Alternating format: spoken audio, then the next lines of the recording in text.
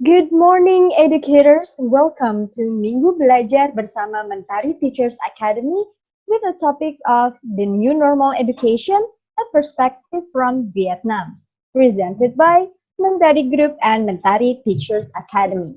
This is a teacher training and development program that is consistent and sustainable, created to be a platform for educators across Indonesia to share and grow together. For 2 hours ahead, me, Ocha, will lead this agenda. And before we start our agenda, let me inform you of some regulations for our event. The first one is, this session will start at 10 a.m. and make sure you have a stable internet connection. Next, during the session, participants' microphone will be off or muted. Next, only the trainer who can display the materials. Next, we will have 4 Q&A sessions after each section. So if you have any question, please type on the chat column. We also open for Q&A directly to the trainer. If you are using your laptop or computer, you can click on participant. Then there will be a raise hand icon. Or if you use cell phone, you can click on the 3 dots in the lower right corner. There is more icon, then select the raise hand feature. Baik Bapak Ibu, apabila Bapak Ibu memiliki pertanyaan, Bapak Ibu bisa menuliskannya di kolom chat atau bisa langsung bertanya kepada trainer pada hari ini di saat sesi Q&A. Bisa menggunakan fitur raise hand. Apabila Bapak Ibu menggunakan laptop atau komputer, fitur raise hand terletak di bagian participants. Kemudian apabila Bapak Ibu menggunakan handphone, fitur raise hand berada di bagian icon more atau 3 titik yang ada di pojok kanan bawah, akan ada tombol raise hand. And then, next, the trainer will give a chance to the participants to ask by activating participants' audio. And in this session, there will be so many interactive activities, so make sure we are joining participating the interactive activity. And also at the end of the session, I will share a link for downloading today's presentation material.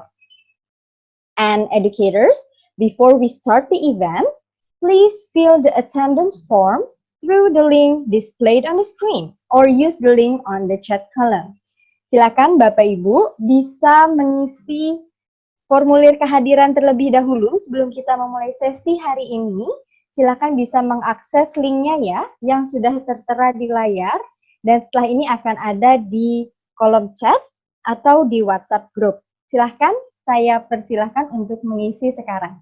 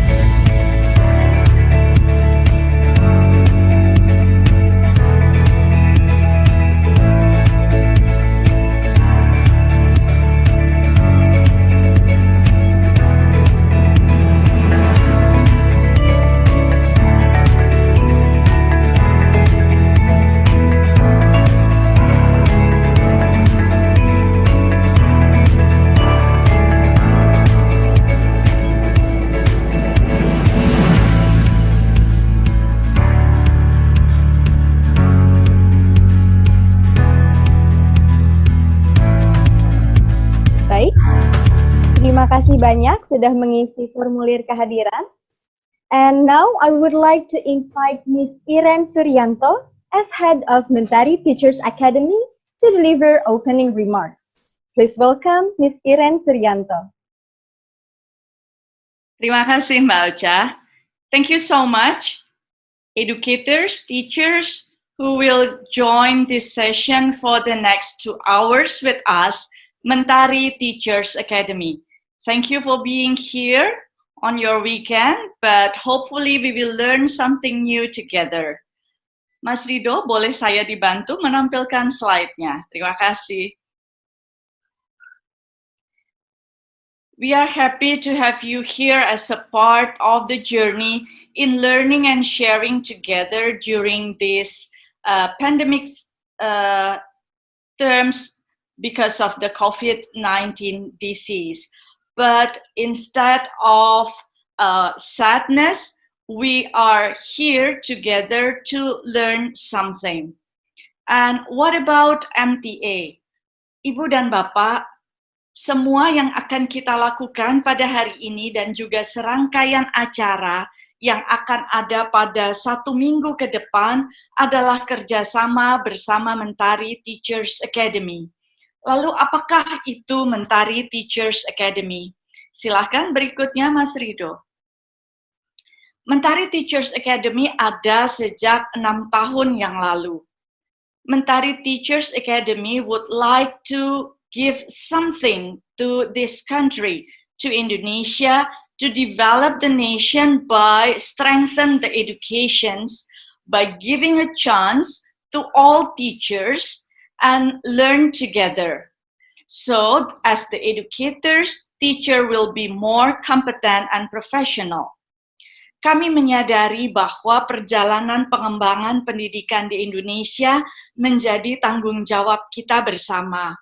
Setelah Mentari Books ada lebih dari 19 tahun yang lalu, maka 6 tahun yang lalu Mentari Teachers Academy hadir untuk mendampingi secara lebih dalam, khususnya bagi pengembangan pelatihan bagi para pengajar. Kami ingin dan bertujuan agar para pengajar akan menjadi makin kompeten dan profesional di bidangnya. Berikutnya.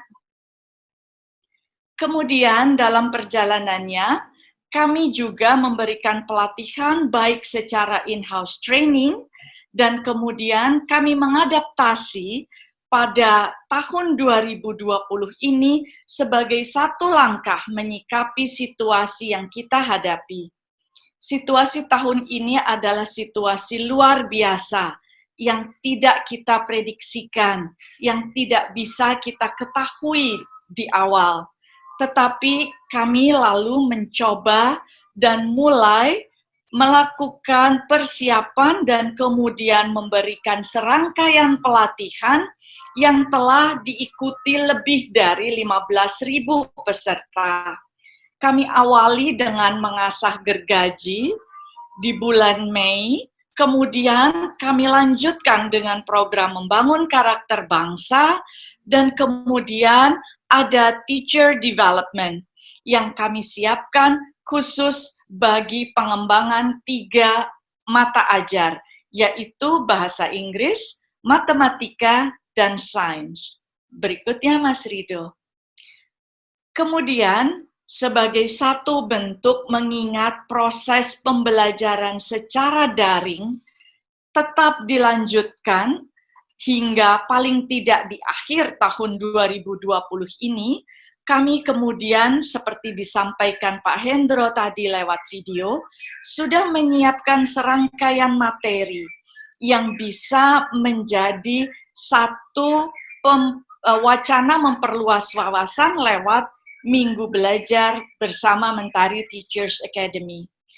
We just want to inform you that actually we also prepared several materials for the whole week, full 1 week, with Minggu Belajar bersama Mentari Teachers Academy. We have 3 subjects, English, Math, Science, but we also have the character buildings, and also we have the international session like the one that we are here this morning. Berikutnya. These are the schedule that you can join during this first month for Minggu Belajar bersama Mentari Teachers Academy. So each day we have 2 subjects that you can follow. So based on the subject, you can choose English, Math, Science, or you can choose pedagogical subject or information on, or also characters buildings class. And we have this morning the international class, which means we invite the international speakers, international overseas trainer to join us. Ini adalah materi-materi yang bisa Ibu Bapak ikuti sepanjang bulan Juli ini di minggu ini dan minggu depan. Minggu ini diawali dengan sesi yang ada pada hari ini bersama Kate Steenkamp untuk international class. Kemudian di kelas sebelah itu ada materi untuk kelas science. Program international class sendiri berarti atau adalah kami mengundang pembicara dari luar negeri. Kami mengundang rekan-rekan kami dari tempat-tempat lain untuk bisa ikut berbagi sehingga bisa memperkaya dan juga makin menguatkan kita semua. Mas Rido, next. Untuk kemudian bulan-bulan berikutnya telah kami siapkan pula serangkaian materi baik untuk bulan depan hingga November 2020. We also prepared the materials and also the topics that you can see appeared on your screen. So next month until September, we will have the materials about the implementation on online learning or online teaching. Then in October, we have about the evaluation and assessment via online. And then in November, we have the topic about evaluation and project-based learning. So we really hope that you can spare your time and join those sessions, because we believe that all sessions is important to all of us. Next, please. Kemudian, Ibu dan Bapak, kami juga menyadari bahwa setiap institusi memiliki kebutuhan-kebutuhan khusus tersendiri. Untuk itu, ada Teachers Development with Mentari Teachers Academy. Kami bisa dan sudah menyiapkan serangkaian modul, baik modul secara lengkap, yang komprehensif, maupun modul yang lebih fleksibel, yang lebih pendek, yaitu sekitar 8 jam. Dengan modul-modul ini, kami berharap kami tetap bisa mendampingi Ibu dan Bapak secara online. Tetap ada satu pengembangan bagi kita semua, tetap ada satu pembelajaran yang bisa kita lakukan bersama. Apa saja yang telah kami siapkan, maka di antaranya berikutnya bisa ditampilkan, Mas Rido. Ada serangkaian materi yang telah siap. Seperti saya paparkan di awal, sebetulnya kami menyiapkan materi-materi dalam bentuk tatap muka.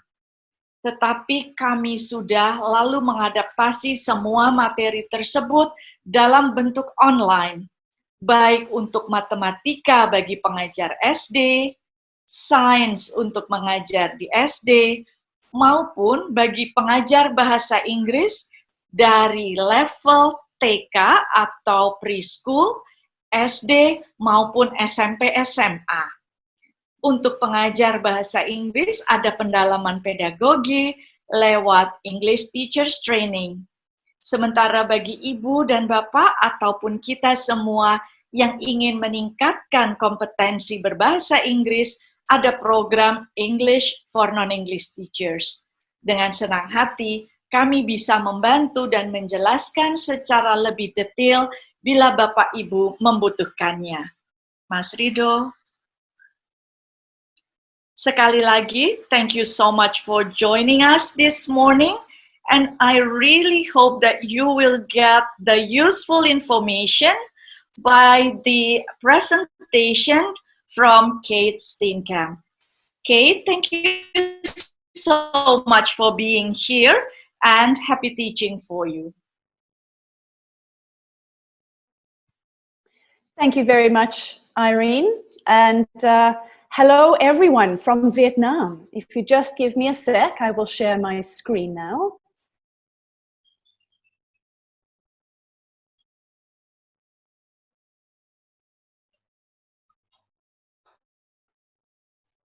If you can see my shared screen, give me a thumbs up, please. Yes, we can see it. Fantastic. Great. Lovely. Thank you, Acha. All right. So today is about me sharing my experience of this crazy, crazy time over the last 6 months. We have by no means figured it out. We are not anywhere close to working out what the perfect answer is for our students.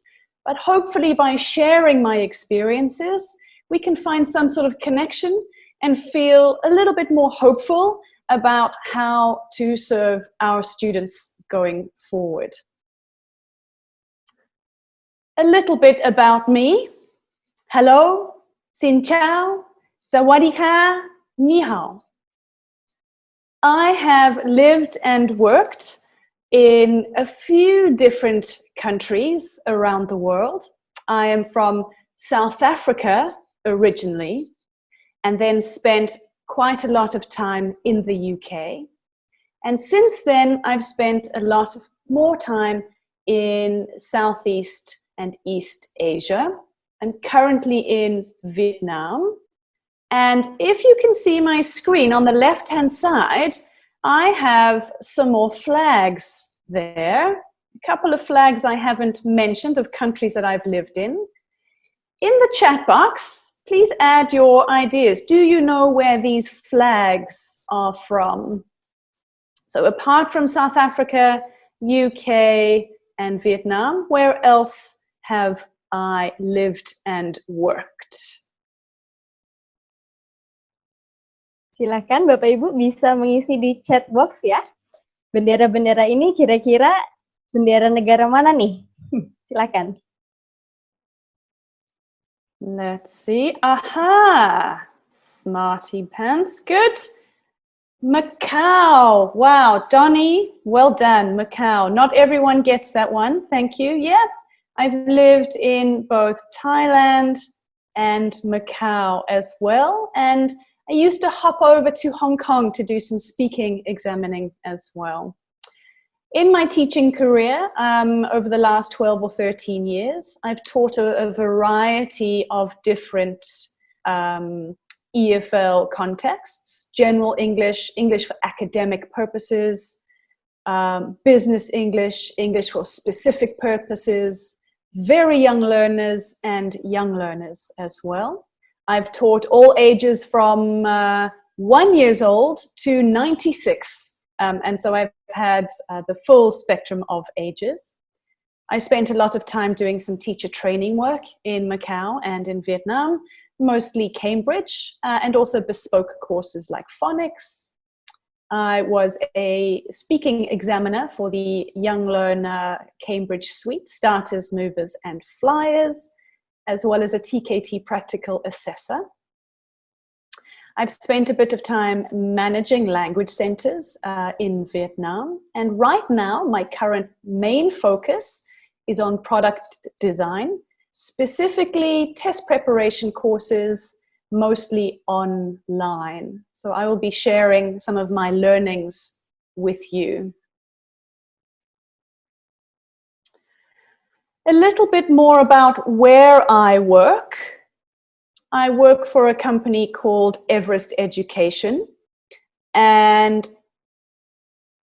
this is a relatively small school founded by Tony and Don, who are both American Vietnamese.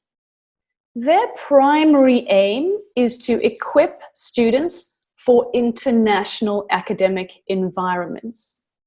They're very interested in what overseas university courses can do for Vietnamese students if they study abroad and then bring their knowledge back. They both lived and studied in America and believe that access to international education can drive growth locally when people return back home. So That's our primary focus is academic. So it's a little bit more than general English, it's more for academic purposes.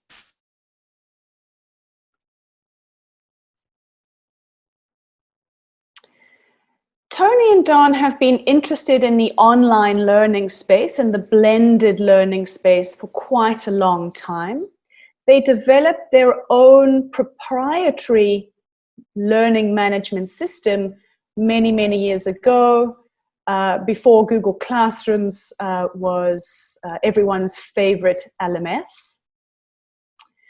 Primarily, it was a lesson planning tool, a repository for learning resources for students and teachers, as well as a mechanism for getting feedback on progress back to students and parents within a quick amount of time. And it was used as a supplemental tool for face-to-face. So at this stage, the learning wasn't online, there were still face-to-face classes. Unfortunately, its functionality doesn't extend to online learning, and so it wasn't able to help us during these last 6 months. Around the middle of last year, Everest, Tony and Don decided to make the decision to invest more in developing courses that were more accessible to more people around Vietnam. There's a lot of investment in the main cities, Ho Chi Minh City, Hanoi, and Da Nang, and they felt that a lot of students were missing out on this incredible resource. And so over the next couple of years, they're determined to reach students in Tier 2 cities and in the provinces. The timing of this strategic decision couldn't have been better. So we were already experimenting with online solutions before COVID hit. And we were slightly better poised than some of the other ELT schools and mainstream schools in February when everything moved online. On the next slide, I'm going to show you some of what we do with the platforms that we use. We use a platform called ClassIn, which is a Chinese product and not as well known as Zoom or Google Meets, but it's incredibly engaging for students. So as you watch, participants, I would like you to note down your favorite feature that you see in the video and share it in the answer, your answer in the chat box, please. So as you're watching, note down your favorite feature and share with us in the chat box.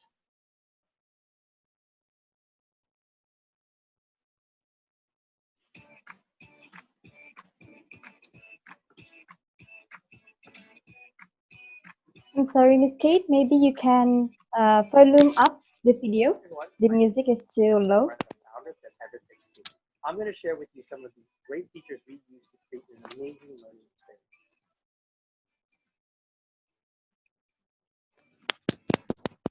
We have some really cool features.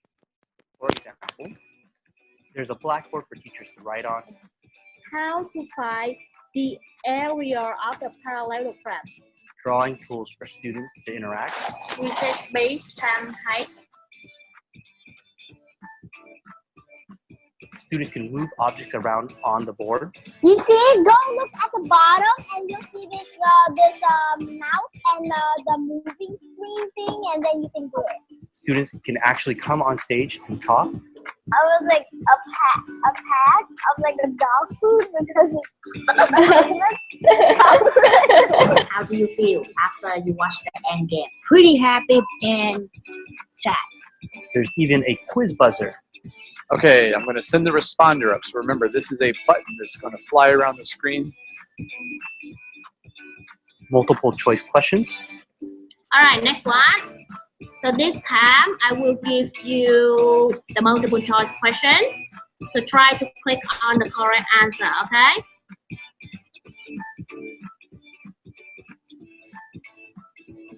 Each student gets their own digital blackboard where they can work on problems and then share with the rest of the class.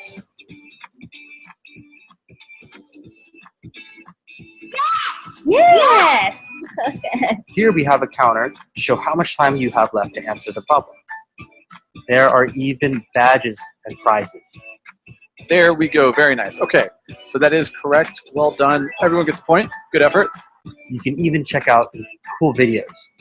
And finally, it's a place for you to have fun. So do we learn online next week? Bye bye. Bye bye.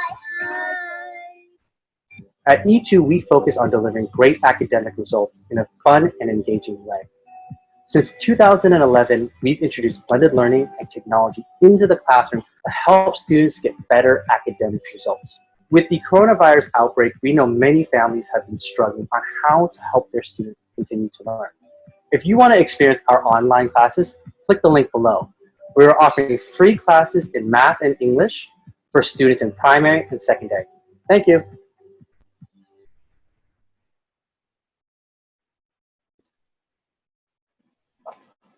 All right, so I'm going to check the chat box now. Digital board, good. Very interactive. Quiz buzzers, badges. Badges, good. Drawing tools, yeah? Some of you like the drawing tools. Lovely. Badges as reward. That's very interesting. Quite a few of you have mentioned the reward and the badges. Lovely. Multiple choice, fantastic. Timer. Yeah, using infographics. Thank you, everyone. Yeah, individual blackboards, yeah, fantastic. Lovely. All right, thank you for that. Good. We've certainly had a lot of fun over the last 6 months with this platform. One downside, however, of this platform that we do use is the lack of the breakout rooms. ClassIn have been working very hard to bring in this feature, but we found that it was not as good for the higher levels because we weren't able to break them into groups for discussions. But for the younger learners, it certainly has been really, really successful. All right. Before we continue any further, I'd like to get a feel of your online experience so far. Tell us how you feel. Tell us about the platforms you're using. Tell us about the frustrations. Tell us about your students' successes. Tell us about your hopes for the next 6 months going forward. I'm going to use a online presentation site called Mentimeter, and you can do lots of different interactive activities with them. For this, you need your phone. So I'm going to ask you to go to menti.com. If you go onto your phone, menti.com, you will see a area to add a code. Your code is 264118. And I've asked you to, in 5 words, describe your experience of online learning. Thank you very much. Yeah, menti.com. If you go to menti.com, and as we're doing that, we might be able to see our live word cloud forming.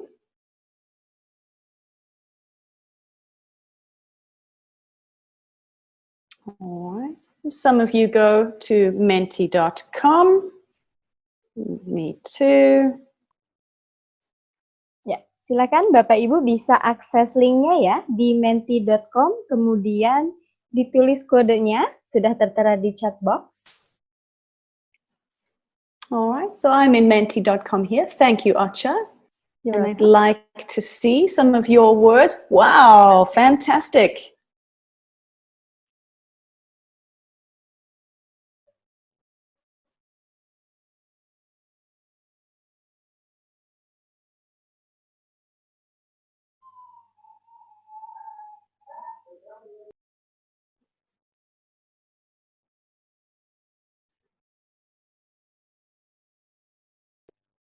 Now we can see Wow. the results. Yeah, Miss Kate? Fantastic. Look at Yeah. that, everyone. I think if you don't know how a word cloud works, what happens is the bigger the word in the word cloud means that that word is being used most often.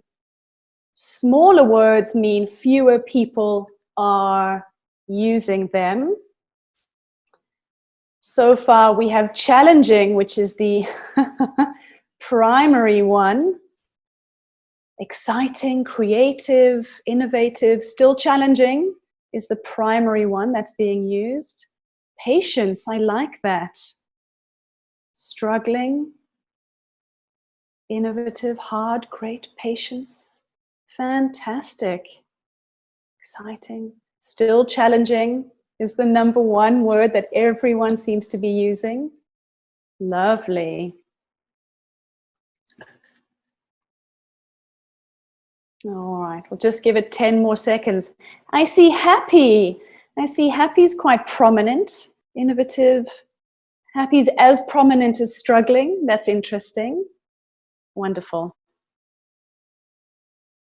Okay, so I'm going to come out of here now and I'm going to go back into our presentation. Thank you for that, everyone. Very quickly in the chat box, has anyone used Mentimeter before? Has anyone used Mentimeter before to present? To do, yeah, Yandri, you have, good. Anyone used Mentimeter before? Let's see in the chat. Yes, so a few of you are familiar with it. Andy, no, you haven't. Maybe you will in the future. Always at Mentari. Well, that's great, good, not yet. I like that. That's showing growth mindset, not yet, not just no. Thank you, very nice. Okay, thank you for that. Good. All right. So let's begin the presentation in earnest. We will have 4 sections today. I'm going to talk briefly about COVID in Vietnam. I'm going to talk about where we are now. Then I'm going to share my experience of Everest Education and my time with them specifically. And then we'll talk about next steps. And that will include some of the learnings of the online platform that I've had. After each section, there will be a chance to ask questions. And I'm going to be a typical teacher and say, if we don't have any questions, I might pick on someone. So you have a challenge during each section. Please think of 1 question each in case I need to reach out to you. All right. So my job is to walk you through the slides that I've done. Your job is to come up with 1 question per section. All right. So we're in this together. Let's go. In this section, we'll talk about 2 different things, the timeline of events, as well as ELT schools and their positioning in all of this. Vietnam follows the lunar calendar when celebrating New Year, and it's called Tet. I'm probably pronouncing that wrong, but that's how I say it. During Tet, businesses and schools close for the duration, days to 2 weeks. They spend time with each other, they go home, they cook, they light fireworks, which symbolizes scaring away bad spirits in preparation for a prosperous new year. People exchange red envelopes with money in, called lucky money. And it's also seen as a good time to open a new business. What I found interesting was that this year was the year of the metal rat, which symbolizes renewal, a fresh beginning, a new start. And I wondered how symbolic that was of everything that's happened. the timing of COVID coincided with Tet this year. And so essentially, all schools and businesses were already closed and had been closed for 2 weeks when the decision was made to enforce health checks and measures. This meant that there was no decision to close schools, rather, schools just didn't open again. As such, there were more or fewer logistical decisions to make. Businesses still went back, but children essentially just stayed at home. As you can see here, it wasn't until April until there was a nationwide lockdown. So 3rd of January was the Monday schools were 3rd of February was the day schools were supposed to go back and didn't. And it took 2 full months for businesses to be told to stay at home. An interesting fact for you, my boss and founder, Tony, is actually based in Los Angeles, and he has been unable to travel back and has essentially been running the company from his office in LA with a 10-hour time difference, which makes Zoom calls with him quite interesting.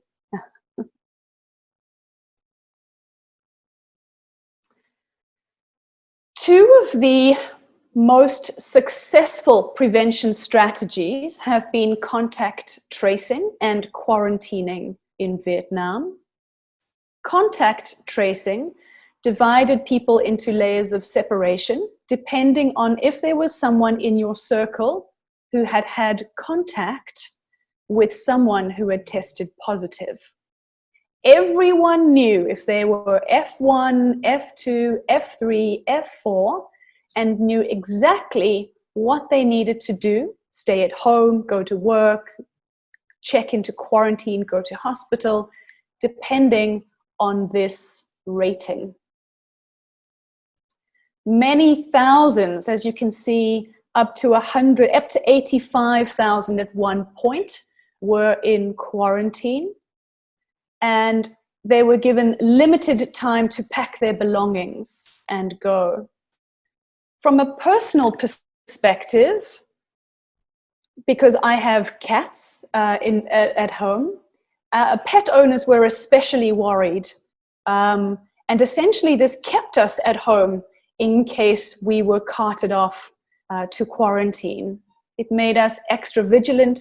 It made us extra suspicious of people in our buildings and in our streets to make sure that other people weren't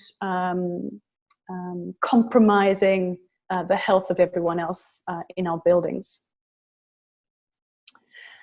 During this time, I think the real winners were the food delivery outlets, as a lot of people couldn't go shopping and so lived on food delivery.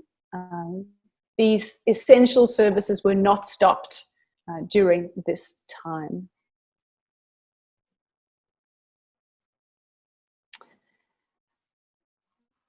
The Vietnamese government's messaging was clear and consistent throughout, and still is, using mass delivery of communication by social media apps and text messaging.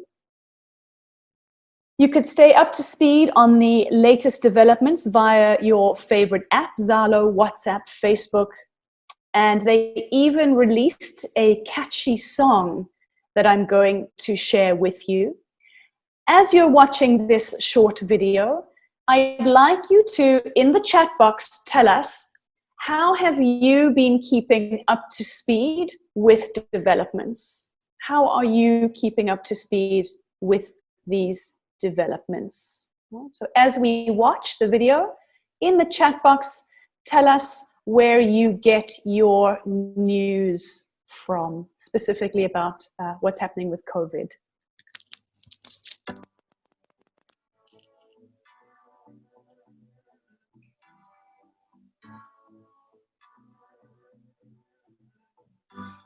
There's a virus and it's dangerous. People call it corona. Our bad blue is coming for us. You must not go too far. Of course we have to stay on guard, fight against this virus.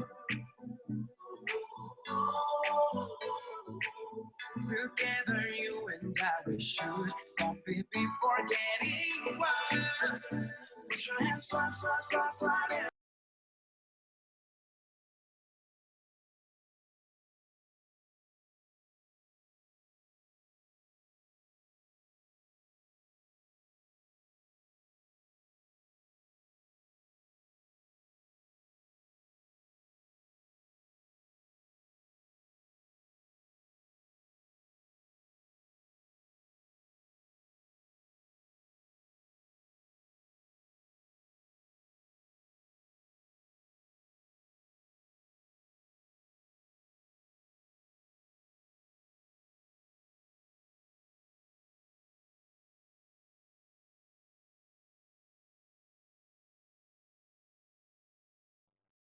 I'm sorry, Miss Kate, we couldn't hear the sound right now.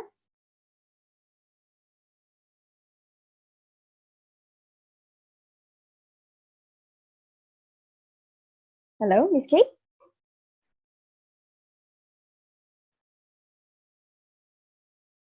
We couldn't hear the music. Okay. Now we can hear the music. Sorry, I didn't hear you there. Let me...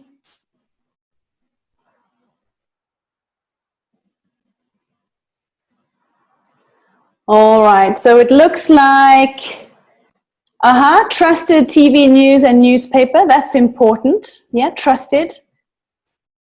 Someone prefers not to watch the news or read the articles. Yeah, it's stressful. But most of us, I think, get our news from social media, it seems. It's a very, very easy way to stay up to speed. Okay. Just give me 1 second while I locate my files again.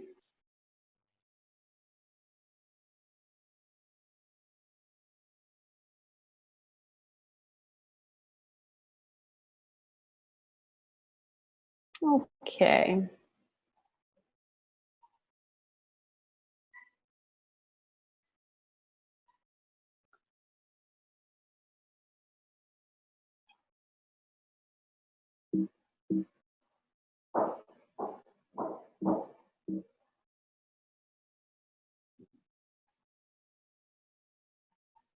All right. Thank you for being patient, everyone.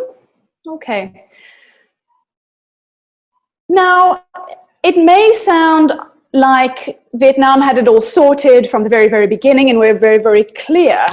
But of course, it's never really that smooth. In fact, at first, there was a week-by-week communication by the government as to where the schools were going to be open. And we were all waiting. Each Sunday evening, we were waiting for the message from the government as to what would be happening on the Monday. So the most important schools that were considered were, of course, the mainstream schools. This is the daytime public schools and private schools that students went to. And we couldn't make any decisions until they had made their decisions based on the government's directives. We were constantly talking with those mainstream schools about what their strategies would be when they finally went back to school. Some didn't want to make structural changes to their syllabus in the summer or the fall. And so they were saying that they would double up and get students to go to school and extra classes in the evenings and the weekends. And of course, that's the prime time for ELT schools and after-school education providers for their students. And so we weren't sure if we would be able to get back to school, even if schools, mainstream schools, were able to get back. And so there was this week by week planning and strategy that happened.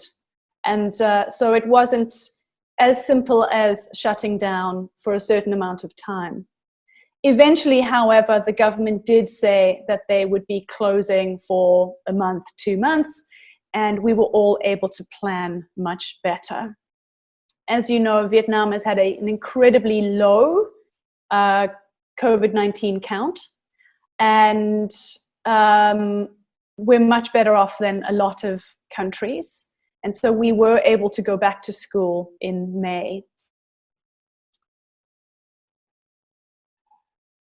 I hope you've been listening to our first section, because now it's time to see if you have any questions specifically about COVID in Vietnam. And I'm going to ask you to share your question in the chat box with Acha, or put your hand up. Acha, what do you think the best way is for this one? Yes, the participants can use the raise hand feature or write on the chat box. Silakan Bapak Ibu apabila ingin bertanya. Dari pemaparan Miss Kay tadi sudah dijelaskan mengenai situasi di Vietnam ya. Silakan bisa chat di chat box ataupun menggunakan fitur raise hand ya. Silakan. I do see one question that I'm afraid I can't answer, because it says, how come 0 deaths? In terms of the quick action, what that meant was that only 350 around there people actually were found to be positive. Now that number is higher now because of repatriating people. They immediately go into quarantine though, so they haven't been able, we've had 100 days without local transmission. But ultimately, the fewer the cases, the more resources each hospital has to put towards those patients. And so hospitals were not stretched, doctors were not stretched, and government resources were not stretched. And so each individual patient was able to be given the best care possible. That's my only answer. They've done really well. All right. We also have the second question here, Ms. Kate, from Ms. Dian. Yeah. So how do we make the parents agree to send their children back to school? Well, the government did a survey and they wanted to know what parents were thinking.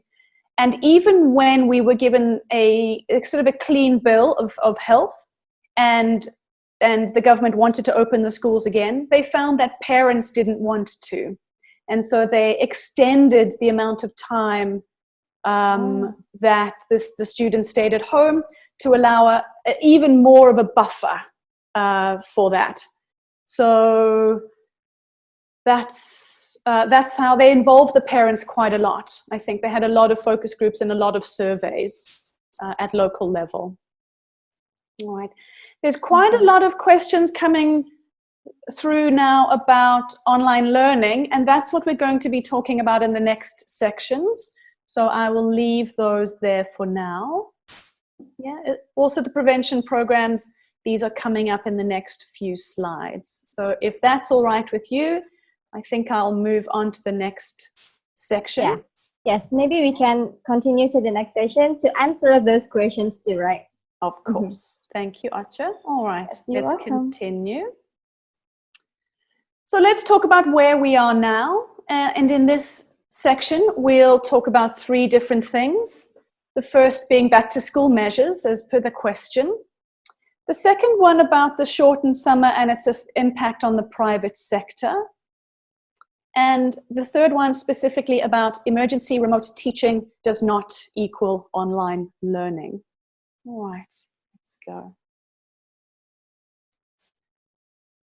Back to school measures included distancing, hand washing, temperature checking, hand sanitizer being freely available, cleaning and sanitizing, wearing masks, quarantine rooms, visible posters for everyone, medical kits, limited movements, limited gatherings, and regular aeration of rooms. It must be said, however, in Vietnam, because of the low threat when we did go back to school, all cases had been contained, no local transmission. Even though we did put these measures in place, it only took a couple of days before everyone was back in the swing of things and not really watching these measures so much. But I think that's a special case for Vietnam because of the low risk attached to going back to school and back to work. But saying that, everyone was perfectly willing. There was no resistance to any of these measures. It became normal. Going shopping, going to schools, you would try and find the person with the temperature thermometer because you knew that was coming. It wasn't a surprise or a shock to anyone that these things needed to be done. Teachers were trained, and communication between all departments increased as well, which was fantastic to see. Talking about each individual student, communication between parents as well, and the school increased quite a lot. Now, because of the limited the limited risk of infection in Vietnam, I suspect that your experience and other countries' experience is quite different. In the chat box, can you tell me which of these measures do you think is going to be the most problematic going forward when schools resume? Which do you think is going to be the most problematic for you? Distancing. Yeah. Are people really ready? Yeah. Mm-hmm. Yeah. Limited gatherings. And movement, yeah.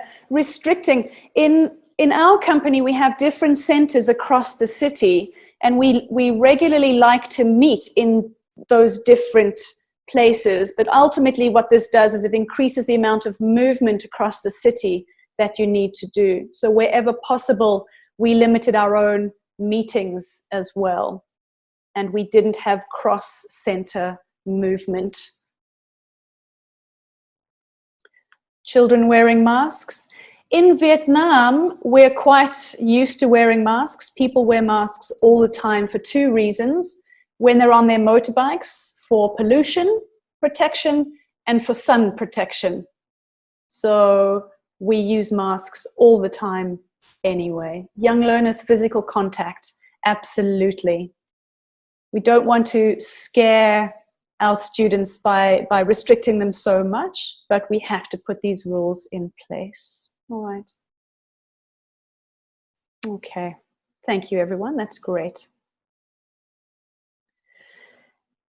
For Everest, personally, this was quite a big deal. We have two different summer schools. The first summer school that we have, and we're in the middle of it right now, is a local school-based summer school. We usually have that between 6 to 8 or 9 weeks.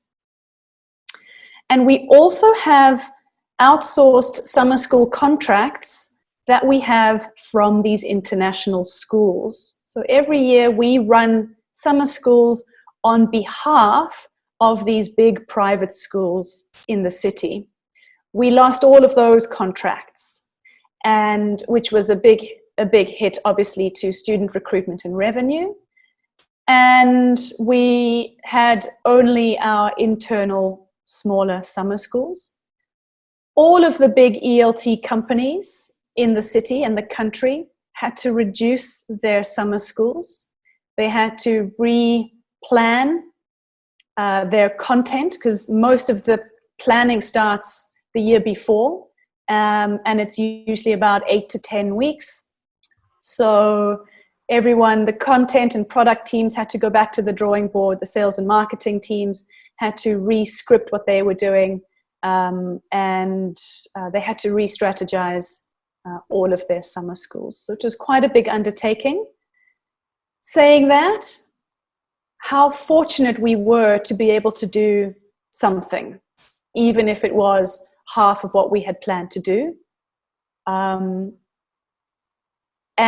the fall intake for the new term is looking promising. So in terms of revenue and student retention, it seems like we're okay at this time. Definitely one of the luckier countries in terms of that. Okay. Here is a fun little poem that you might have seen circling around the internet. It mimics a typical poem from a famous poet. I wonder if any of you know this famous poet, The Cat in the Hat. And I wonder if you in the chat box will share if you know who this is, this famous author. Do you know the style of this? Lovely. Of course you do. We're all educators. We all grew up with Dr. Seuss. Dr. Seuss. Fantastic. Thank you, everyone. Now, I will teach you in a room. I will teach you now on, what do you think this word is, everyone? In the chat box, what is number one? What do you think? Okay, there's somebody answering that. Okay. Zoom, fantastic, well done, good. The next one, I will teach you in your house. I will teach you with a, what is number two, everyone? Mouse, well done, very good, lovely. And the next one, I will teach you here and there. I will teach you because I. Thank you, of course. Okay. Good. Just do your very best. Do not worry about the rest. Fantastic. Yes, exactly. Well done. All of you know Dr. Seuss very, very well. Fantastic. Okay. For our next slide, I thought as a group we should add 2 more lines using words from our word cloud. And so I'm going to go back into the word cloud and try and find, let me just, I've lost all of my, 1 second, I closed down everything by mistake. Okay, let's see our word cloud.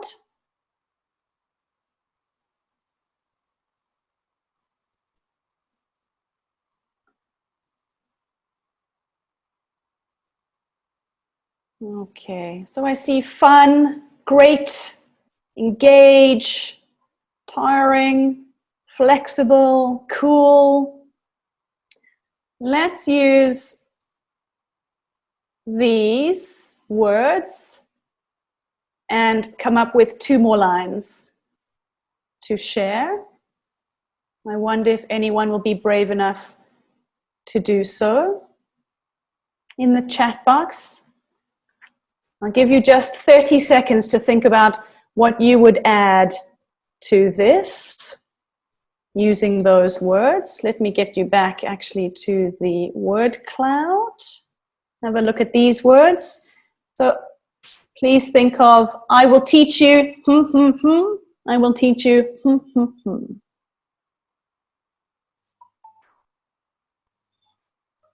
Silakan bisa ditulis di chat box ya. Kira-kira bisa dilanjutkan dengan baris seperti apa nih? Okay. I will teach you blah blah blah, and then I will teach you blah blah blah. The next 2 lines, yeah, Miss Kate? Yes. Yep. Okay. Yep. Let's see if we have any poets in our. Oh, I will teach you new experience. I will teach you persistence. Wonderful. That's good. I will teach you happily. I will teach you comfortably. That's You guys great. are great. I will teach you because it's fun. I will teach you because I'm your mum. I know a lot of you had to do some parent teaching as well. I will teach you, although it's challenging, I will teach you how to be amazing. Goodness me. Dr. They all Zeus. have talent, yeah, Miss Kate. Move over, Dr. Zeus, I tell you. To be inspirator, to be innovator. I will teach you with my heart, so don't fly away like a dart. Ling! Oh my God. Wonderful. Okay. Fantastic, everyone. We have to store these somewhere. Acha. Yes, of course. We have some. These are very beautiful lines. Fantastic. Very, very, very creative. Okay. Beautiful. All right. What fun. Now, on a more serious note, I know that was a bit of fun, but on a more serious note, we all know how stressful it is, and all we want to do is serve our students better. And I've linked in an article here by, let me see where it's on, EduCore's review.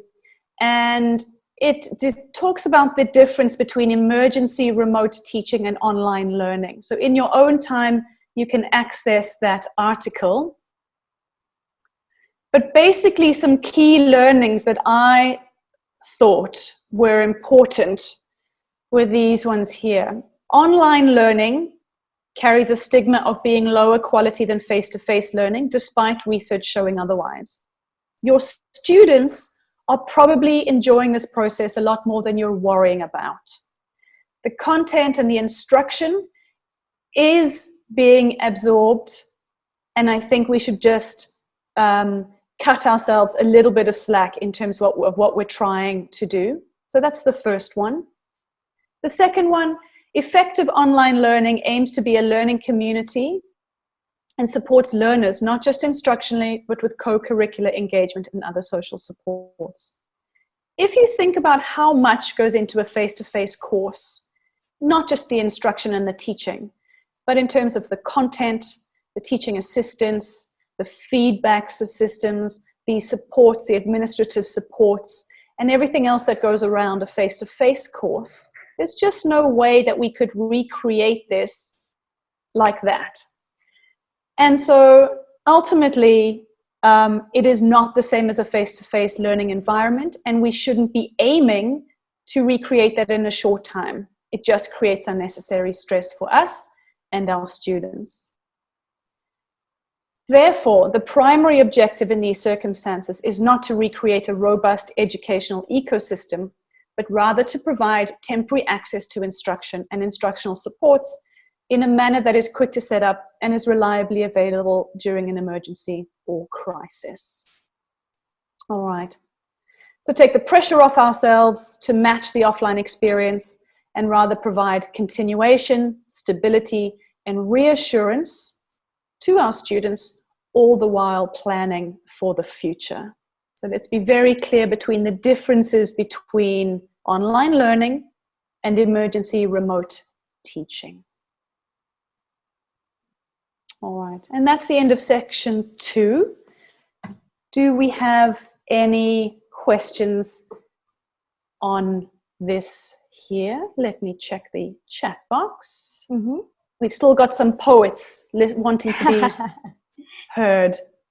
Any questions about specifically Vietnam's response to online, my experience at Everest online as well? I will talk a bit more about that in the next section. Mm-hmm. Silakan Bapak Ibu bisa menggunakan raise hand juga ya. If you want to directly ask to Miss Kate, you can raise your hand and I will unmute you. We actually still have the other questions earlier, Miss Kate. It's about how the students in Vietnam adapt with the online learning and also how to deal with parents about using online learning, something like that. Mm-hmm. Yeah. Again, those are coming up in the next section as well. Mm-hmm. Yeah. So a lot of these are quite specific questions, and I know that I don't want to go too off track because I know that Mentari have put together a whole series of different training sessions to deal with these very specific issues, specifically for things like preschool. I don't think I'll touch on that today. Again, for primary students, it was very, very mixed. We'll come to that in a little bit of time as well. Some of these are questions really curious about the online learning. Yeah, so we will talk a bit more about the online. Some of these questions are quite broad, and I don't know if we have time to address all of those. And some of them are very specific, and I know that Mentari will be dealing with them in their seminars and trainings coming up. Someone's touched on classroom management as well. I think that's a specific training that Mentari is going to do. Yeah, we also have that session for class management. Yeah. Are all parents cooperative? That's interesting. So we're going to talk a little bit about leadership now. So I'll leave that question specifically about leadership and communicating with parents as part of that. Yeah, accessibility to devices and digital resources is a big issue. Once again, for the emergency remote teaching, there was a mix. I think different schools had homework packs that they sent, hard copy worksheets that they sent back home to students, and others had digital content as well.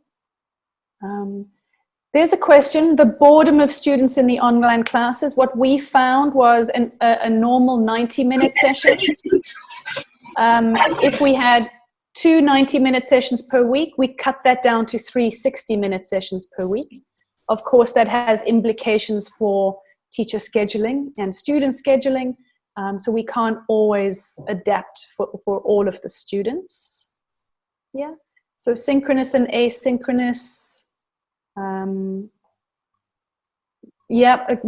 we're gonna talk a little bit about student motivation in the next sections. Appropriate times.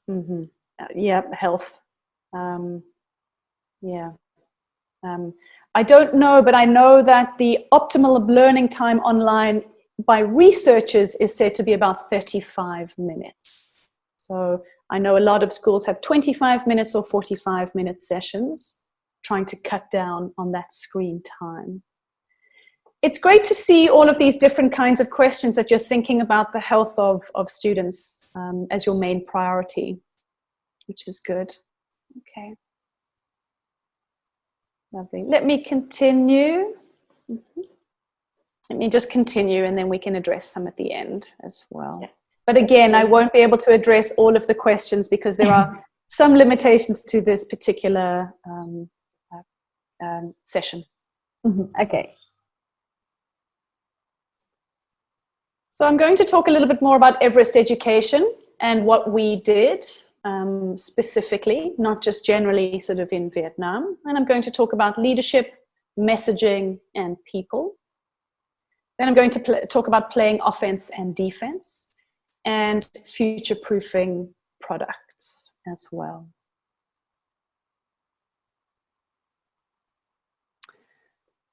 So I've talked about our leaders, our founders, Tony and Don. Because they are still actively involved in the day-to-day running of the company, we had very, very strong leadership. They absorbed the financial stress. They shouldered the responsibility of decision-making. They were accountable for all of those strategic decisions, and they guided us step by step through the process of executing those decisions. And they communicated regularly with everyone. They're also incredibly networked. And one of the board members actually is Michael Horn, who's a prominent writer on blended learning and has been for a long time. He wrote about us early on in Forbes magazine in the following article. Again, you'll have access to this in the material later. But ultimately, what our leadership did was to get the message across early on for a few different reasons. Of course, we're a business and we wanted to extend our reach and reputation. But also we wanted to give hope to the other education providers out there that there were accessible solutions in the short term.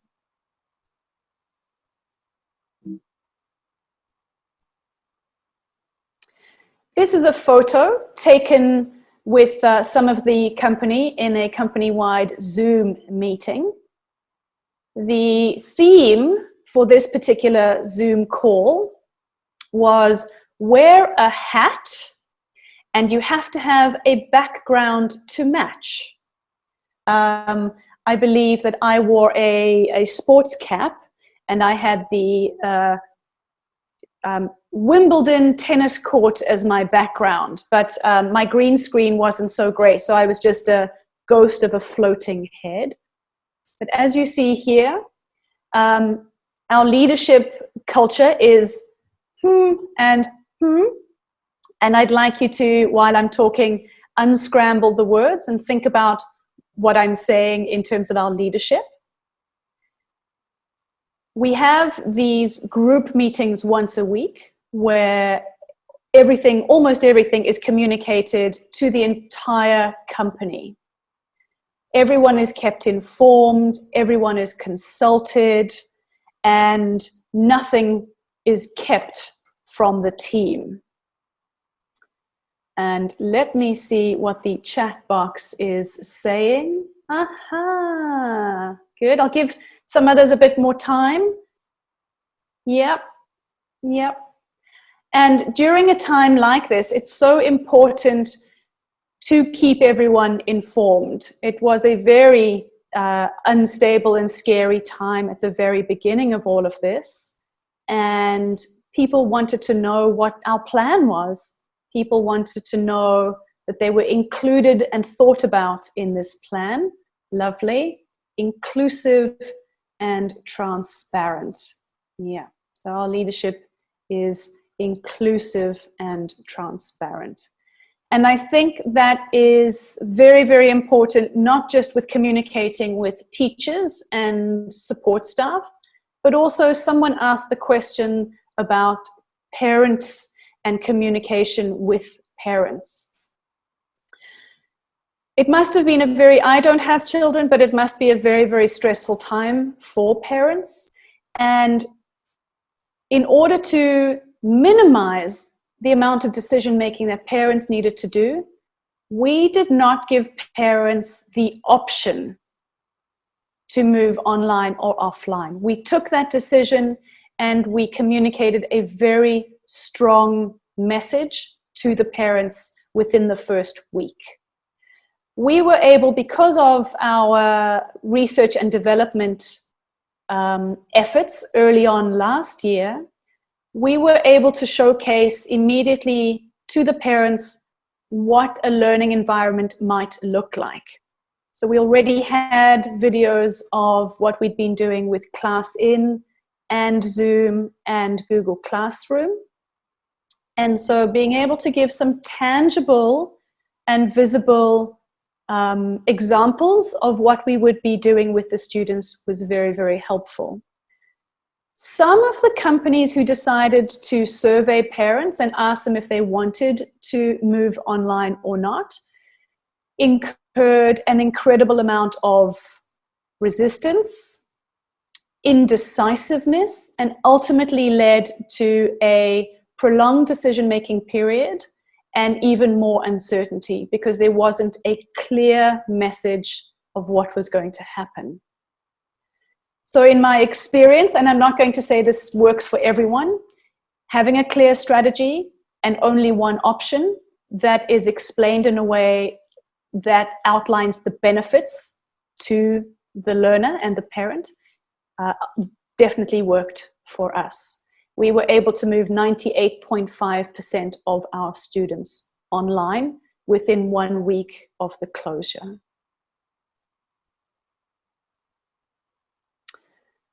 Leadership matters, people matter.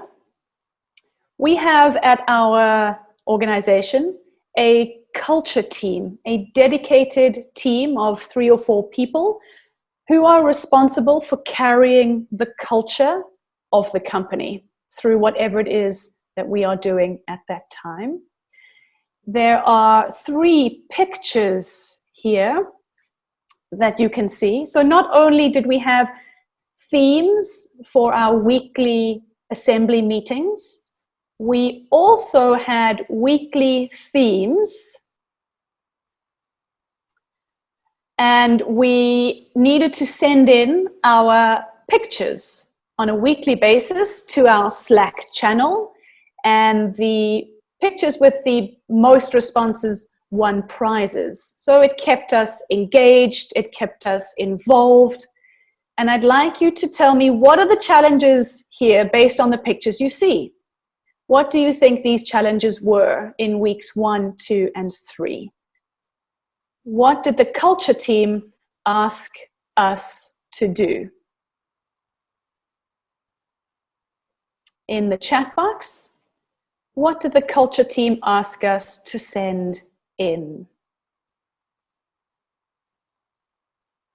I'll give you an example for the first one. The culture team asked us to simply send in a photograph of our working space. Good, yeah, lovely. Thank you, Anna. Yeah, work from home is still productive. Lovely, good.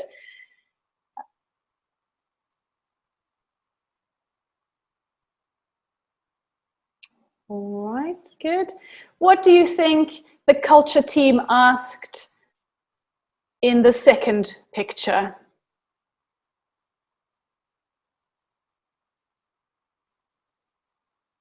The menu, yeah. How are you staying healthy? Yeah. What are you eating during lockdown?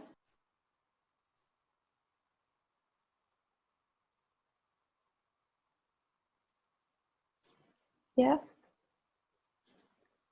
Stuart, I see your question, and let me deal with that question in the Q&A section because it's a very interesting one. Good. Eat healthy, stay healthy. Good.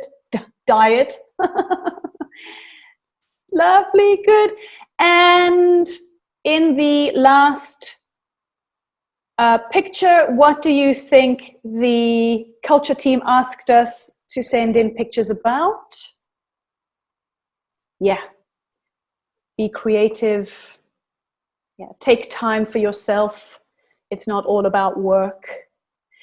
There was a tendency to feel somewhat unproductive at home. How many of you have had multiple trips to the refrigerator, even if you're not hungry? I know that I probably ate a lot more than I usually do when we were working from home. And there was a tendency to feel unproductive, but a very strong message again from our culture team to make sure that we were taking care of ourselves, our creativity. Our mental health became a very strong, prominent theme from the culture team throughout. Thank you, everyone. Climb up, never give up. Lovely. That's the idea behind the company's name, Everest, as well. Thank you, everyone. Let's move on from culture. So now I'd like to get your thoughts on staff morale. We have a poll. I'm going to send the link in the chat box here. Where is my chat box gone? There we go. I'd like to Phil, sing out loud. Good. We actually had karaoke. Yeah, good. Fast poll.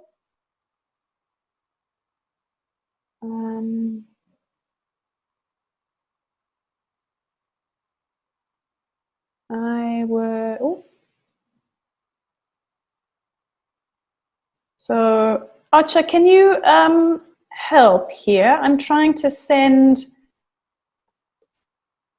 the link, and I'm only allowed to send it privately to you. So okay. I've sent it to you. If you can send that publicly. I'm not sure what I pressed to make it only send privately. Okay. Thank you. I already sent it to the chat box. Thank you very much. You're welcome. So this is a free poll site that I found on the internet. You have 30 seconds to answer the poll before we check the results. As you can see here on the screen, I'd like to know your thoughts.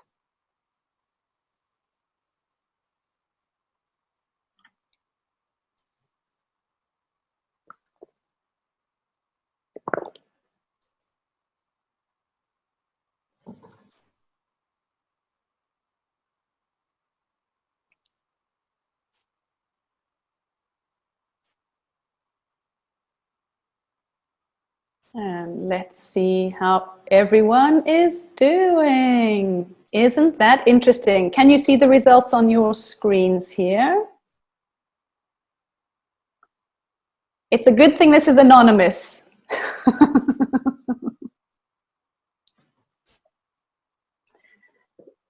How interesting.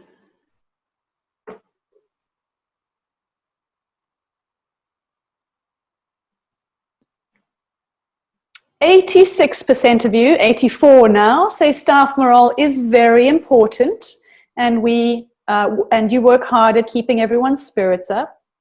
10% people should take care of themselves and focus on work. Yeah. And 7%, it's important, but we have other priorities these days. Yeah, interesting.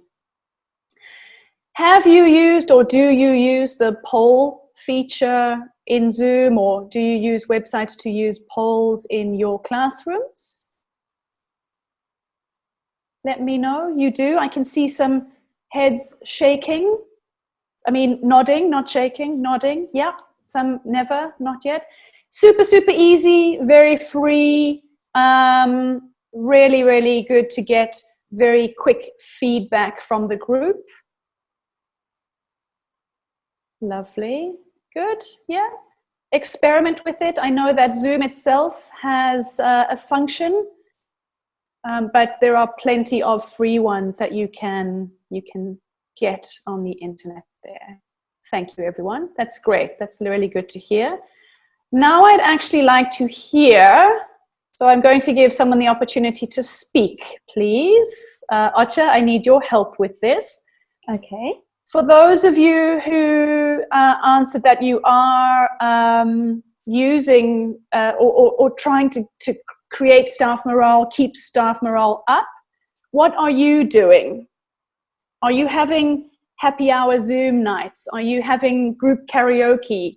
We had film nights, and we also had a guided meditation session as well via Zoom for staff. What are you doing? Does anyone want to share? Who's brave enough?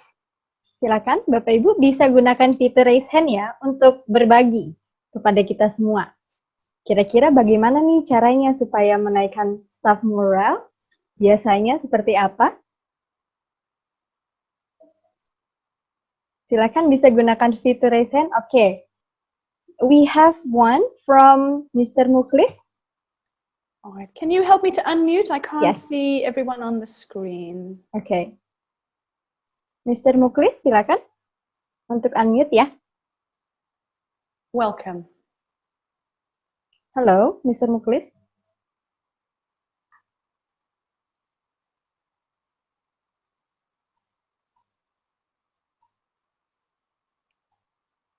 I think we've gone shy.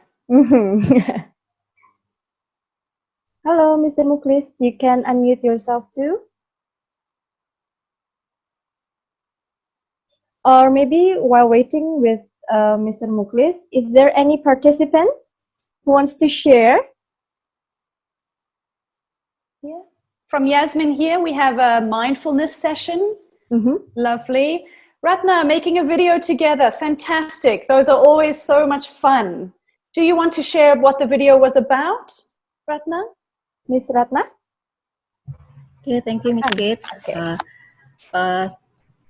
Sorry, my English is not really good. I want to share about our activity with our staff using video, making video welcoming student, and at that we introduce ourselves to the student, and we share to the parents and the students. another day we make a video too about our activity, what they feeling, and the others. So we can watching together, and we can laugh together while eating in pantry or another room like that maybe. Thank you. Wonderful, wonderful. And no matter how silly they may seem, we also send some of these videos to our parents as well, with, you know, singing songs about getting back to school, and they found it really endearing, and just adding this sort of human element to it as well. Lovely. Yeah, great. And some Yeah. of them making video together with TikTok. What fun. Yeah, That's what fun. fun.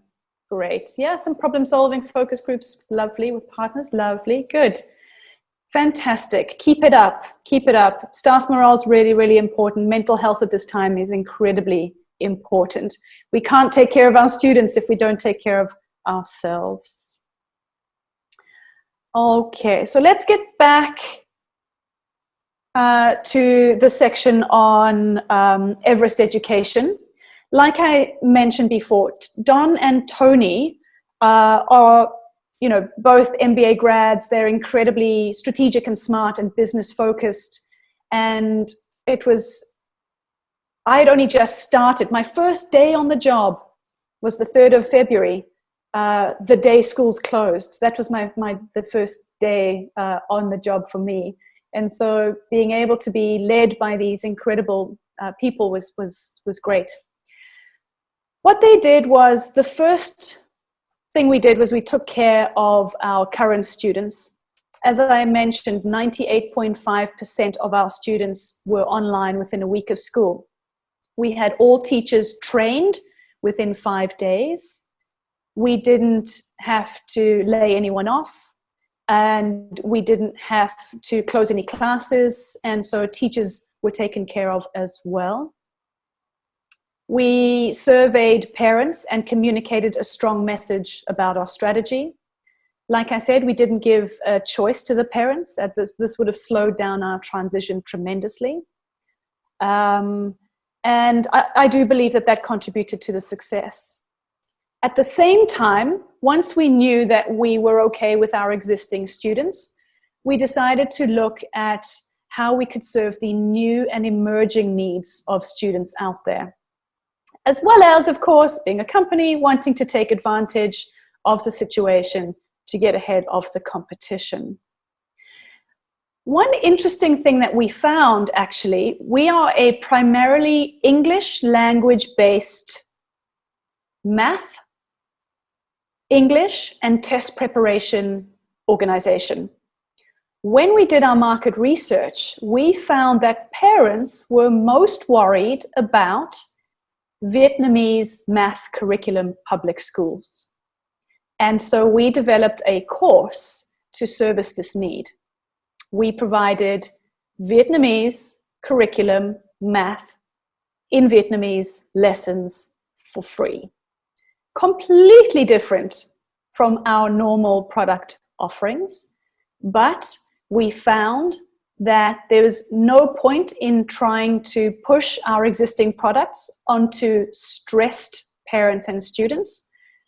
We really needed to find out how to help them in any way possible.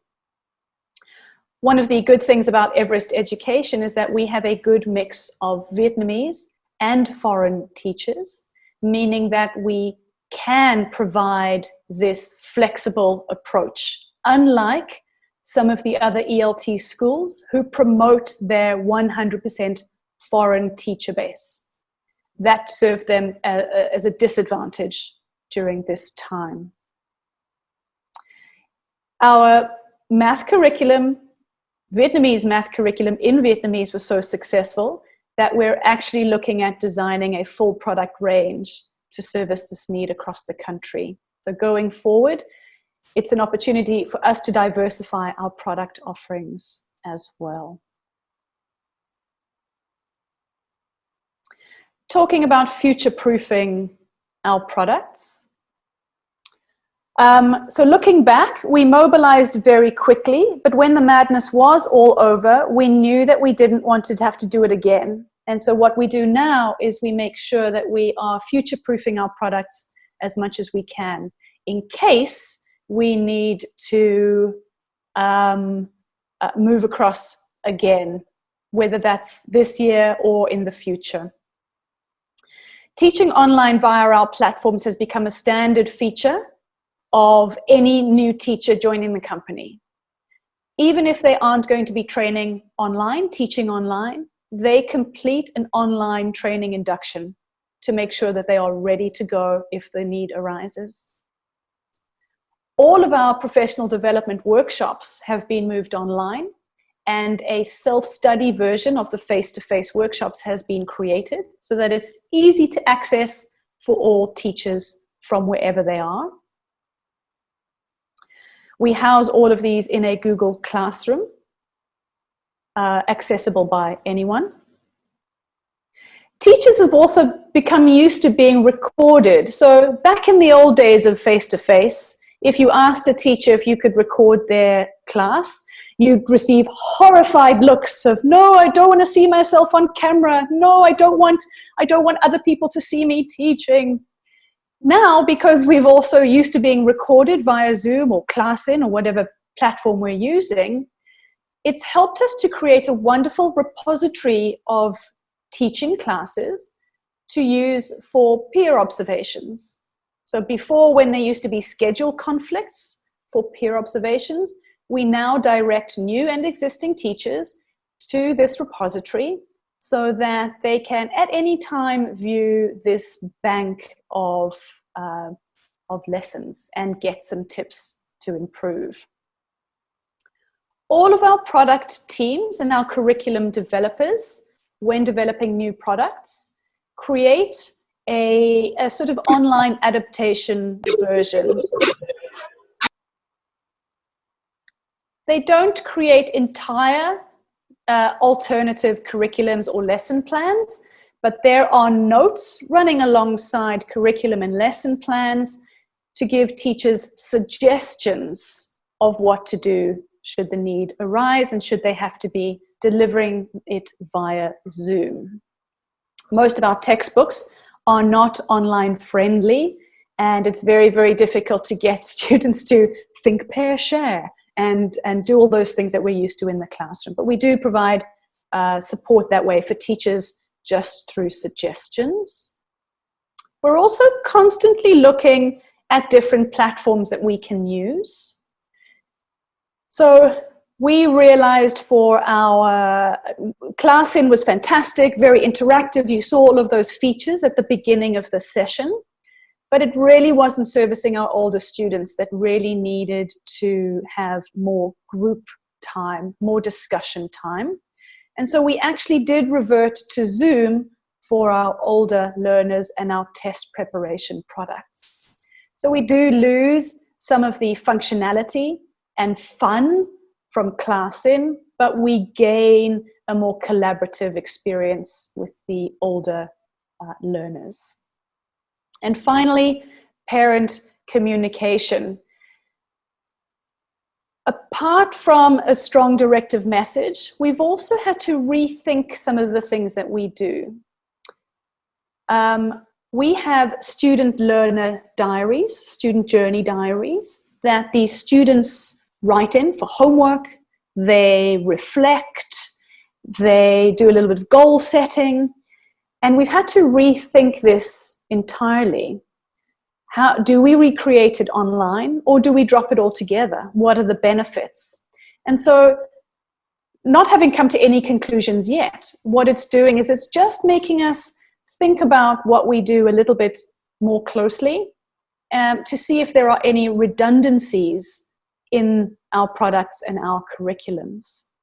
So how do we get these parent how do we get communications back to parents in the most effective way? How do we get students looking at their experiences as a learner journey? Do we go paper free? Do we go tech? Is that too much tech? How much tech do we need? So these are all the sorts of questions that are coming up at the moment as we look to develop some more future-proofing for our products. All right, that concludes section 4 about specifically Everest. And we looked specifically at leadership, messaging, culture, people, short-term and long-term strategies with regards to student recruitment and renewal. And also we looked at how internally our curriculum teams are future-proofing our products. In the next section, we will be talking about some ELT learnings, and specifically from my team. But let's see if there are any questions right now. We'll take a minute. You said you will answering question from Mr. Stewart. Oh, yes. Okay, yes. yeah. It's about it's about how do you deal with not getting body language feedback. Only being able to see students' faces reduces the amount of feedback we get to see if students are actually fully understand the topics. So do you have any tips for that? Yeah. So ordinarily in a face-to-face classroom, we look at a few things to see if students are engaged and on task. We look at the eyes. We look at tracking. Are they following the teacher? Just around the room. Very simple thing to do to see if students are switched on. We monitor. We give students and assign them tasks, and we walk around the room and we monitor. Sometimes we have a teaching assistant that checks to see if students are on task and if they're doing them correctly. This isn't always possible in an online format. We've had to redefine what engagement looks like. And instead of tracking the teacher, we do things like regular polls, regular chat boxes, regular raised hands. And we've had to redefine this engagement as activity. And so the amount of activity we are requiring from the student is built into our lesson planning. And we make sure that we have some teaching assistants in some of the rooms who manage to stay on task, manage to, be the teacher's sort of eyes as well in the room, because often you can only see a certain amount of students on the screen. So we do still utilize teaching assistants, but we've redefined engagement as activity in the classroom. And it's our job as teachers to get students doing things. And so adapting our activities, our coursebook activities, is the way that we've had to do that. A lot more planning. Stuart, unfortunately, the burden of the planning fell to the teachers this time, and they spent 2, 3, 4 times as much time planning their lessons. They got faster eventually, but it was quite time consuming for them in the beginning. Okay. And there's another question from Miss Ayu. She's curious, are there any certain rules applied to the assessment because of online learning, Ms. Kay? That's such a big topic. Online assessment. We actually decided not to include an assessment component in our summer program, even though we actually went back on to face-to-face. We just didn't want to risk assessing the wrong things in the wrong ways. There is a compromise, and we've had to caveat quite heavily. I'll give you an example for test preparation. Instead of being able to have a face-to-face discussion to practice one of the IELTS tasks, we have to get students to upload a video of themselves. And of course, the students might script their response. They might practice it 10 times before they upload. And so it does skew the scores. So we have to put a little star next to everything saying, this is an indicative score, an indicative result that we've been able to provide you. It is not fully representative of the real thing. So I think knowing your limitations in the assessment Digitizing things is good. We digitized a lot of things instead of using paper. So using Google Forms is a good way to digitize answer sheets as well. But very often there's not a lot of monitoring and measuring you can do in the actual test conditions. We can't really provide those actual test conditions. Okay, very tricky. Maybe I'll come back and do one on assessment. All right. So let's move on, Acha, because I realize we've only got 25 minutes left for our last Yes, section. please. Thank you, Miss Kate. Thank you. All right, so I'm going to talk a little bit about my learnings of ELT in this next section. The first is just to state the obvious. Tech is everywhere, and it's becoming an increasingly expected part of education curriculum. From the learning management system to parent communication, digitized workbooks, blended learning approaches, self-directed learning approaches, test practice packages, standalone apps, supplementary apps, integrated into classrooms, classroom management systems, digital marketing. It can seem very, very overwhelming. And there are hundreds and hundreds of digital options out there. Most teachers, I think, experiment with a few different ones and then end up choosing a select few to recycle through their lessons. But this needs to be revised every now and again because our students have a limited attention span for our games and activities, and we need to revise our pool and our set of resources regularly. So as not to get overwhelmed, I follow some prominent ELT edutech experts in the field, and on their recommendations we'll stay up to date and try out new things. One prominent edutech expert, and I've worked with him before in Macau, is a man called Nick Peachy. You can follow him on LinkedIn. He's an avid edutech expert, shares new apps regularly, tests them out himself, and does give you an objective account and summary of his experience of it. So as not to feel overwhelmed, just follow a couple of edutech experts and you should feel safe with them and their expertise.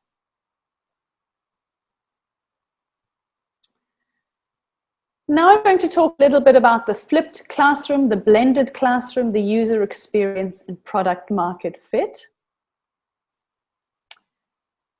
For those of you who are unfamiliar with the flipped classroom, this has been around for a long time. And in traditional classrooms, the teacher leads with input and then students are given homework to consolidate that knowledge. In flipped classrooms, the students are required to do homework before in preparation for the class so that the teacher can spend more time on higher order thinking skills. This makes a lot of logical sense because often we provide very basic input and the student then has to go home and on their own apply, evaluate, analyze, create. And it can be quite difficult and confusing for students, especially if they need some additional support and it's not readily available for them.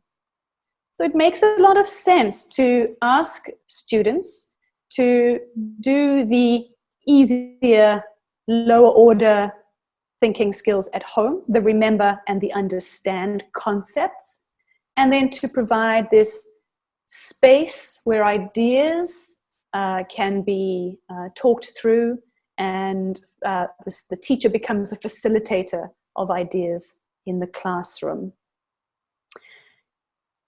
Saying that, and I will get a show of hands maybe in the chat box, how easy is it to get students to do homework Never mind pre-class work preparation. In the chat box, tell me, is it an easy thing to get students to work at home or a difficult thing?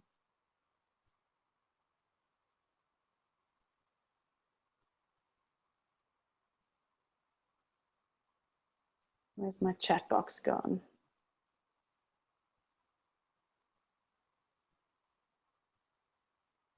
Depends on parents. Yeah, someone's asking for this one here. Ratna, is that the one you want?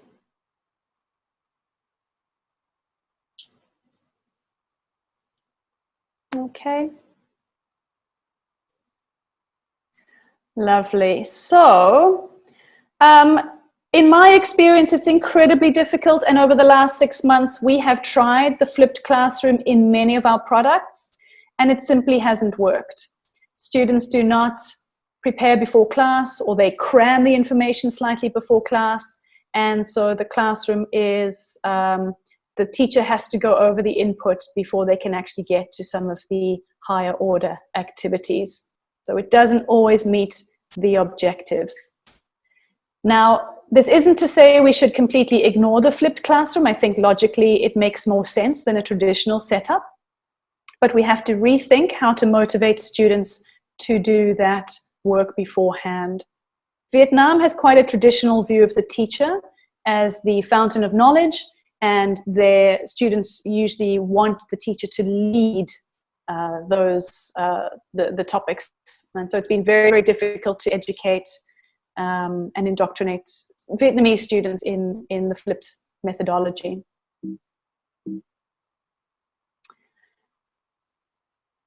Blended learning goes hand in hand with the flipped classroom. It's much easier to send information digitally to your students and get them to prepare for lessons online. Blended learning is the combination of some online content and face-to-face instruction. In our context in the last 6 months, I would say this was still blended because we still had face-to-face rather than pre-recorded digital content. Blended is not fully distance learning, which doesn't have face-to-face instruction, but there is a percentage of both. And there are lots of variations to the blended approach as well. Lots of different blended, lots of different ways to blend your classrooms. Okay. So our experiments with different strategies, platforms, content, and course structures has still left us with some big questions around online efficacy using the flipped classroom and the blended models. How do we get students to be more self-directed and motivated? How do we educate and motivate students who don't see the value in this approach despite the logical sequencing? How do we produce engaging materials to facilitate this? We need to want them to access that content. How do we provide both support and challenge to students in this online context? I don't have the answers to these questions. A lot of gamification in the apps, a lot of reward systems in apps as well. And these are questions we're still trying to answer. So what we design for our students may be engaging and fun and user-friendly, and even help to recruit students in the short term, but ultimately, is it academically effective? Is it meeting our academic goals and the students' needs? And what kind of blend you choose to do does matter. How much self-study you assign will depend on the age of the student, the subject being taught, resource types, device availability, parental involvement, timetabling, and levels of motivation. You might want to do a 50-50 split, a 70-30 split, a 20-80 split, and you need to think carefully about some of these. I'd like to share some of the successes and some of the wins, however. When coming up with your online classes, we need to understand and know and adapt some of the core principles. Although some things are very different in an online learning context, those core principles still remain, and we should really try to replicate them. Some are straightforward, some require research, and others will remain a constant thorn in our sides. I'm sure you know there's been a lot of trial and error, and even sharing regular best practice and retrospectives being the new norm. We still are trying to apply these core principles. I'd like to share one around collaboration. Collaboration is incredibly important, and we are continually told to be more student-centric and student-centered, but online is undoubtedly more teacher-centric without a lot of effort going in. If you are using a platform that gives you a breakout room, this is something you might try, and you might have tried yourself already. Sharing Google Docs, Google Forms, and Google Sheets in a chat box for students to be able to access and put their ideas on is one way we can do this. I'm going to share a Google Doc with you, and I'd like you to tell us about an activity that you have used. Try to do one about collaboration if you can. Otherwise, anything that you use that's been effective will do. So I'm going to, Archer, I might have to share this with you again in the chat. Let me just see, where is the chat?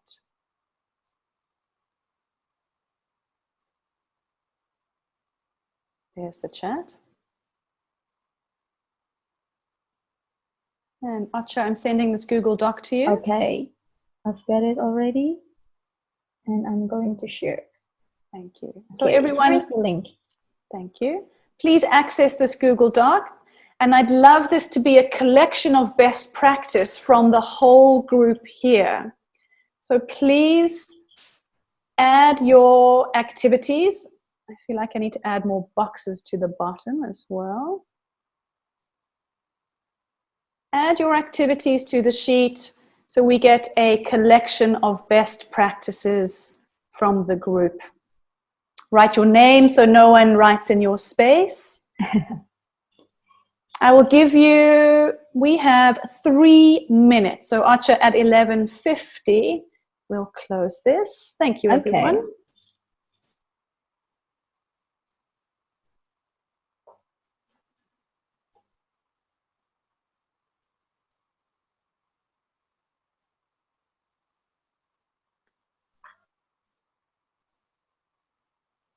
Don't be shy. All ideas are welcome. Make sure not to write in the same box with the other participants.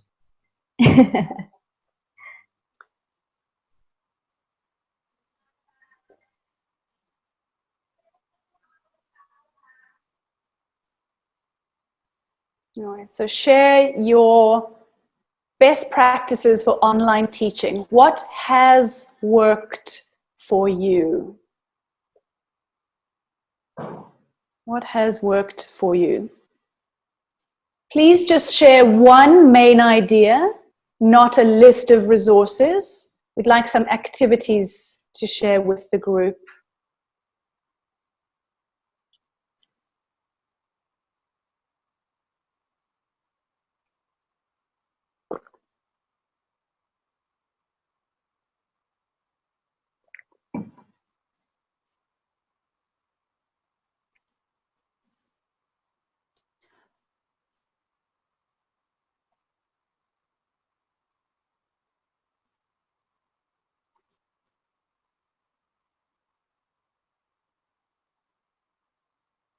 Hema, please tell us what a seesaw activity is. I don't know what this is. I'd love to know. Please expand your answer.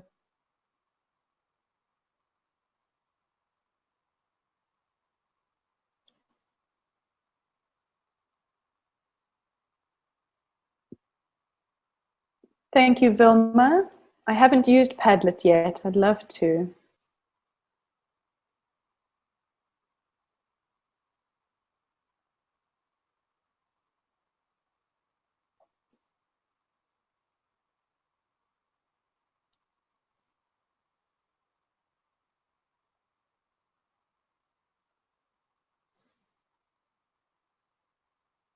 Ratna, I'm also a big fan of Class Dojo. It's really fun.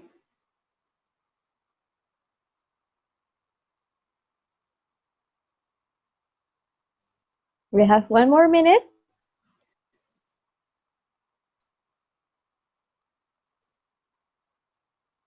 Maybe we can give 2 more minutes, Acha.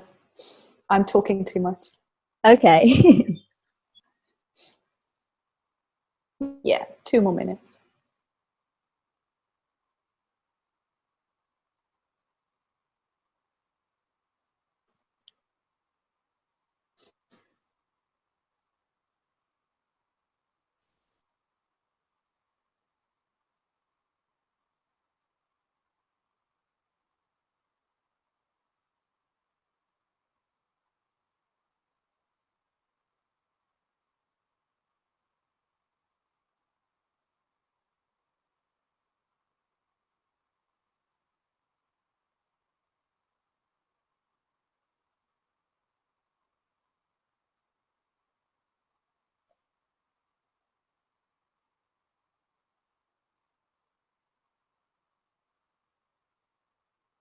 Oh, thank you, Hema. I see, seesaw. That's lovely.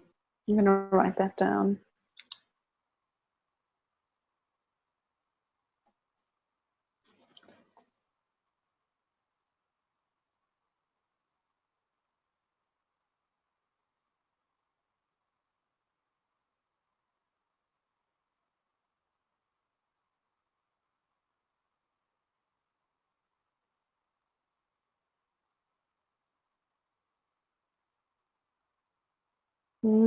Brain break activities, fantastic. Yeah.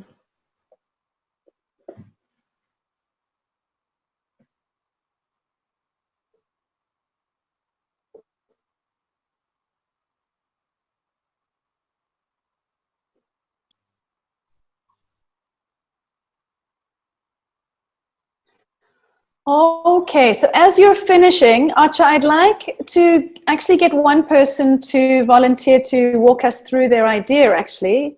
Okay. So if anyone wants to volunteer specifically, I like IU. If you're interested, I really like the idea of pre-recording and then having a different session with the students to talk the content through. Or anyone volunteer to walk through their ideas with us. Okay. Miss Ayu, maybe? Hello, Miss Ayu? Or anyone. I don't want to put her Or on anyone, the spot. okay. If you want to volunteer, you can raise your hand. Or if you cannot find the raise hand feature, you can chat on the chat box. I will help to unmute.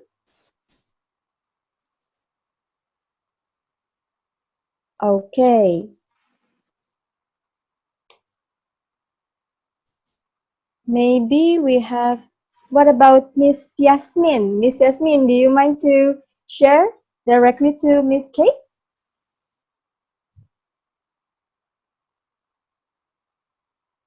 You can unmute your microphone. Okay, thank you Okay. for. Can I start?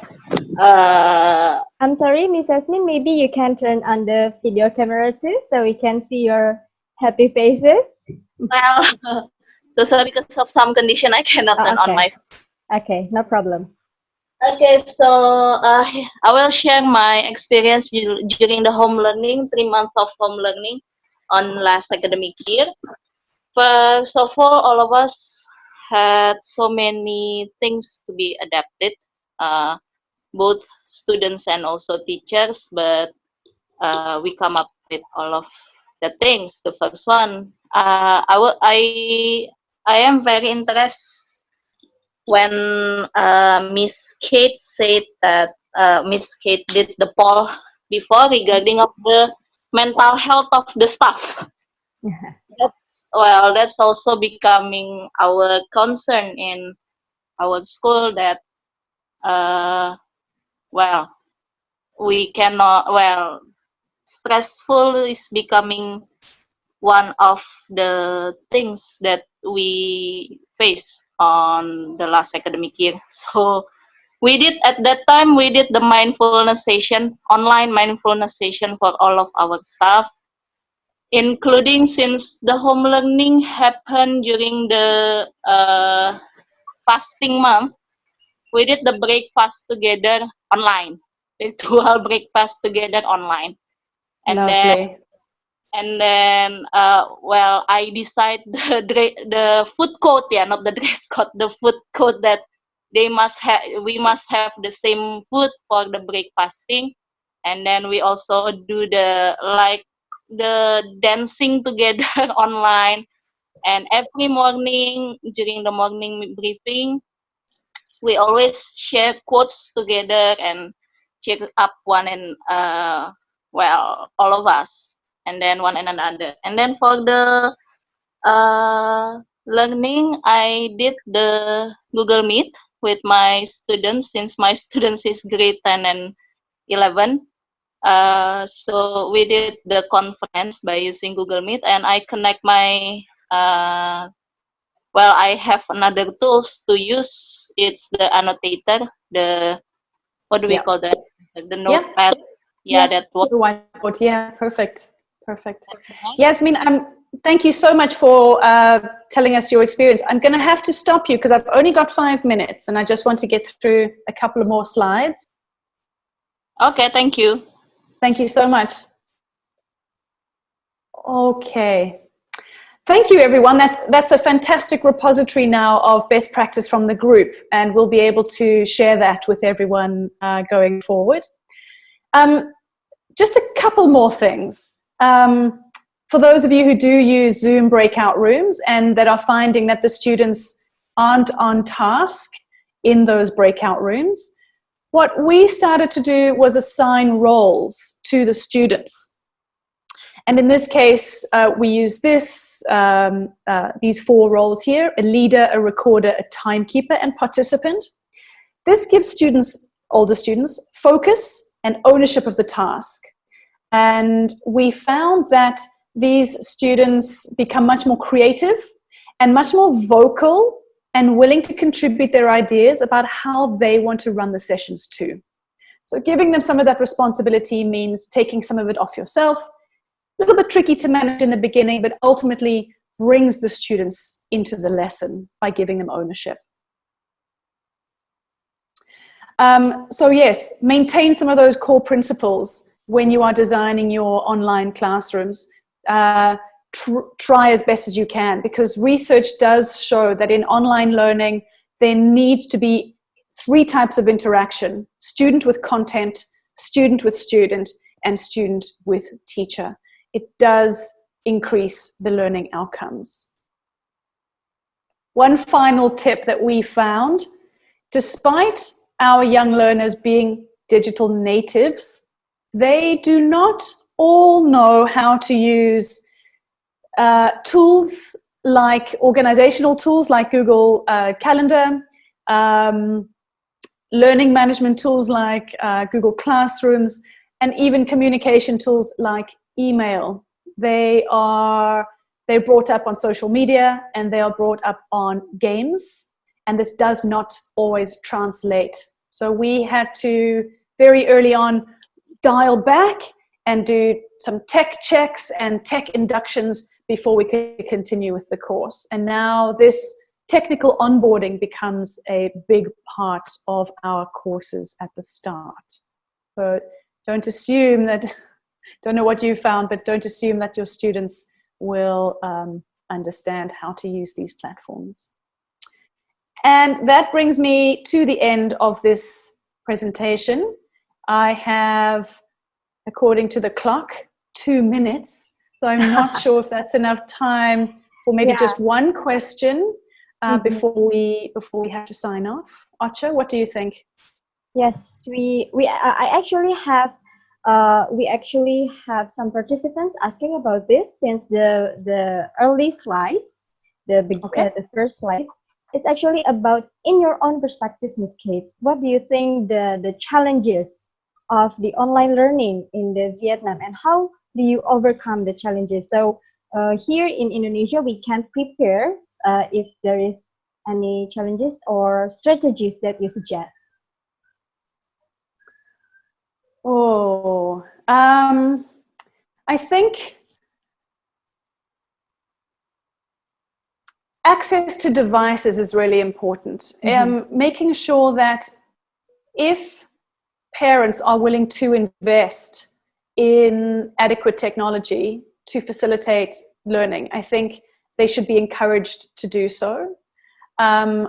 It's very, very difficult to teach using mobile phones for students, especially when there's only maybe one or two for the family and there becomes a conflict. So I think if parents can be encouraged to invest in just the minimal technology is fantastic. I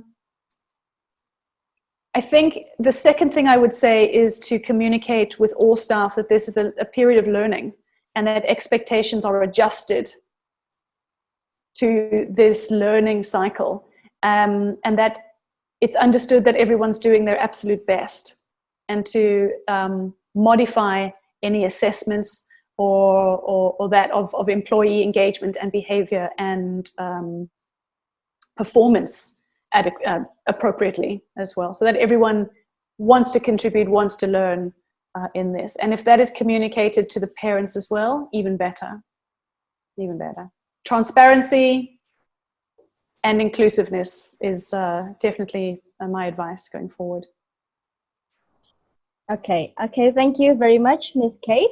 Or do you have some kind of like closing statement or something that you would like to share with the participants here before we close today's session?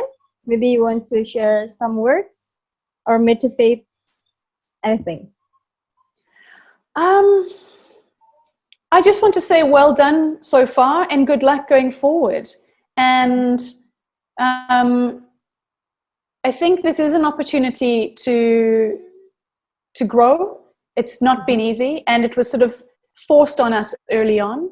We all knew it was coming. We all knew the digital revolution was coming. We all knew the online learning revolution was coming.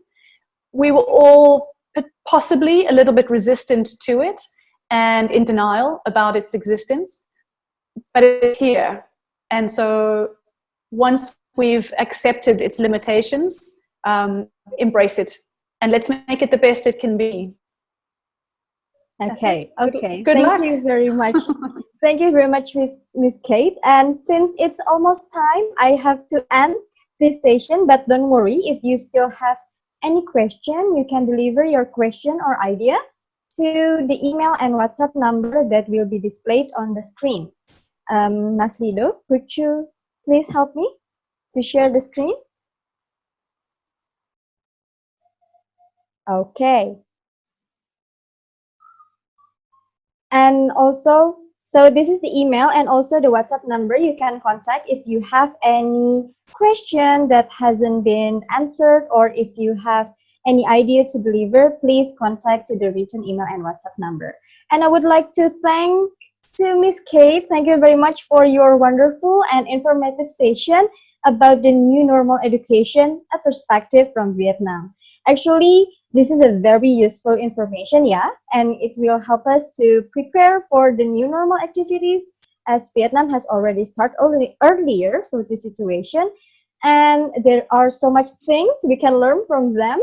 And hopefully we can also apply the key learnings of online learning principles here in Indonesia, so we can deliver the best teaching to students in this situation. Thank you very much, Miss Kate. You're welcome. Thank you for having me. Thank you. And in case some of you haven't filled the attendance form, now we are going to display on the screen is the link for attendance form. Jadi Bapak Ibu apabila belum mengisi formulir kehadiran, mohon untuk mengisi sekarang, karena ini penting. Bapak Ibu silakan, berkaitan dengan sertifikat juga ya. Bisa mengisi sekarang. Kindly spend 1 minute to fill it. Dan mohon untuk tidak leave terlebih dahulu, karena saya akan share link untuk download materi dari Miss Kate.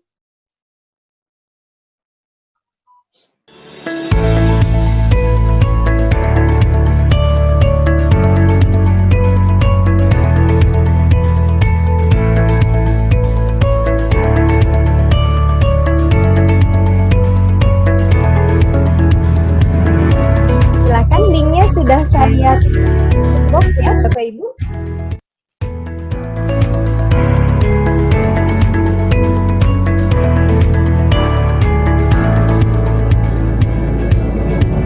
Bagi yang belum mengisi saja, silakan. Bagi tadi yang sudah mengisi di awal sesi, tidak perlu mengisi lagi ya, tidak apa-apa.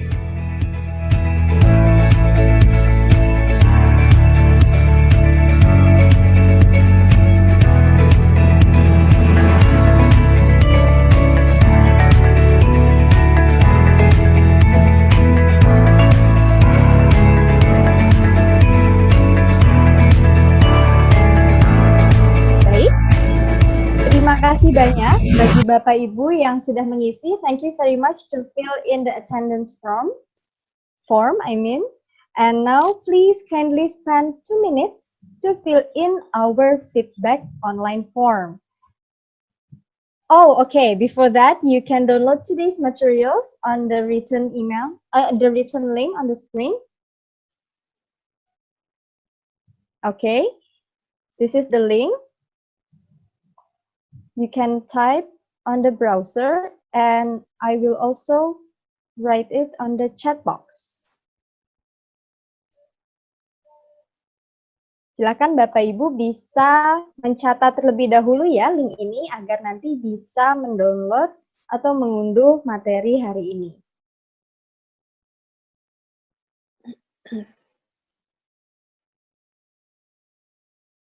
Kami juga akan mengirimkan linknya di WhatsApp grup ya, Bapak Ibu. Oke, thank you. Bisa dicatat terlebih dahulu. Baik, and next.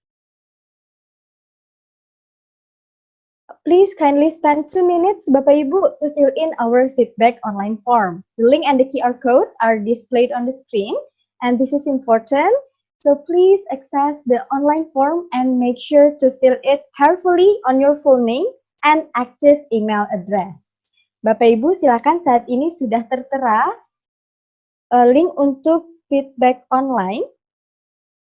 Ini sangat penting sehingga kami bisa memperbaiki atau semakin meningkatkan pelayanan kami untuk Anda ke depannya. Silakan bisa mengisi dalam waktu 2 menit, silakan.